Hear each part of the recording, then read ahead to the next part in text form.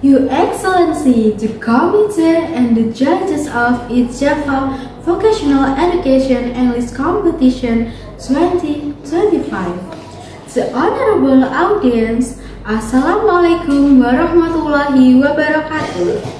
I am Andrea Yulisia from State Vocational High School 1 Brokel, Kediri.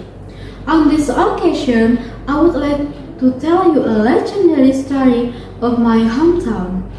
The great king whose legend still lives in the hearts of the Javanese people, especially the prophecies carried across generations.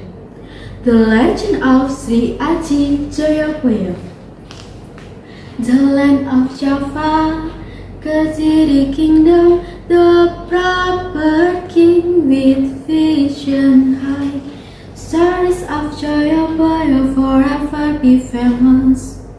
Long ago, in the rich and fertile land of Java, there was a kingdom known as Kediri. It was a type of harmony between nature and people, where rivers flowed freely and the mountains stood guard like ancient spirits. This was the era of legendary rule, Sri Aji Joyoboyo, a name that would be remembered for centuries as a proper king, a philosopher, and a visionary. Under the guidance of Resi Snawamurti, Joyoboyo studied ancient scriptures, meditated in caves, and mastered spiritual disciplines. One day, while walking with his teacher, Resi Snawamurti, Joyoboyo paused and stared at the sky. Guru, why do the stars speak to me at night? Why do I see cities that float and towers of fire that reach the sky? Joyoboyo asked, his eyes reflecting the heavens. The Snawamurti looked at the boy with a quiet wonder. You have the gift of foresight, my prince. Vision of the distant future come to you as dreams. Do not fear them. In time, you will understand.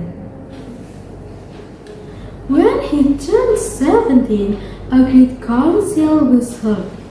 The king of Kediri, having no heir, proclaimed Joyoboyo as his successor after a divine vision in his sleep. The royal astrologers confirmed the prophecy, and the coronation was held under a total eclipse. The people cheered. Long live Sri Aji Joyoboyo! The king will seize tomorrow. As king, Joyoboyo governed with unmatched wisdom. He created schools for the poor, reformed the tax system, and built great libraries filled with palm leaf manuscript. One evening, King Joyoboyo walked around in a quiet village. He saw many kids singing and playing around in the rice field. Cuplak-cuplak suweng ngiting gelenter, mambuka tudungku lepak kentolin lalel, sapang guyun dali ake, sir pangdali kapang, sir pangdali kapang.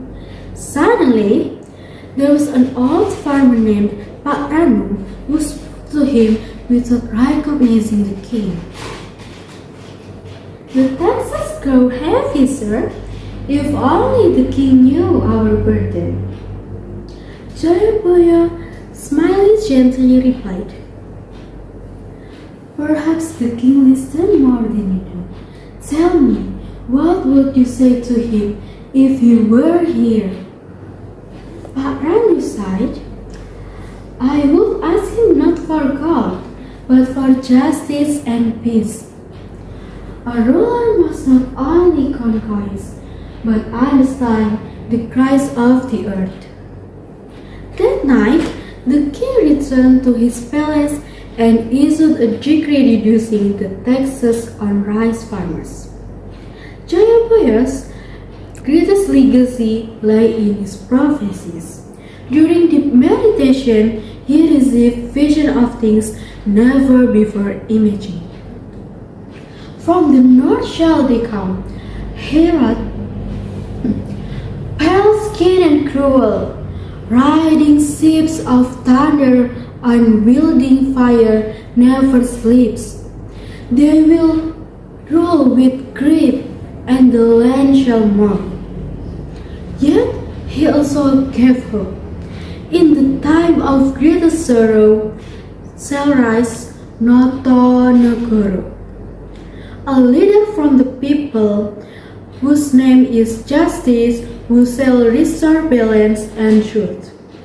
This vision is written in the Jangka Joyoboyo, a collection of poetic riddles and metaphors passed down in secret through generation. In his later years, Joyoboyo fasted and meditated for 40 days and nights in the sacred forest of the Willis Mountain.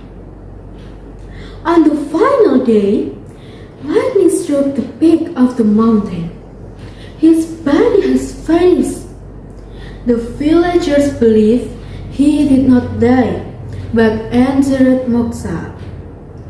A legend grew, Joyoboyo beneath the mountain, waiting to return when Java is in its darkest hour. Ladies and gentlemen, that's all the story of King Aji Joyoboyo. Thank you for your attention. The last I say, wassalamualaikum warahmatullahi wabarakatuh.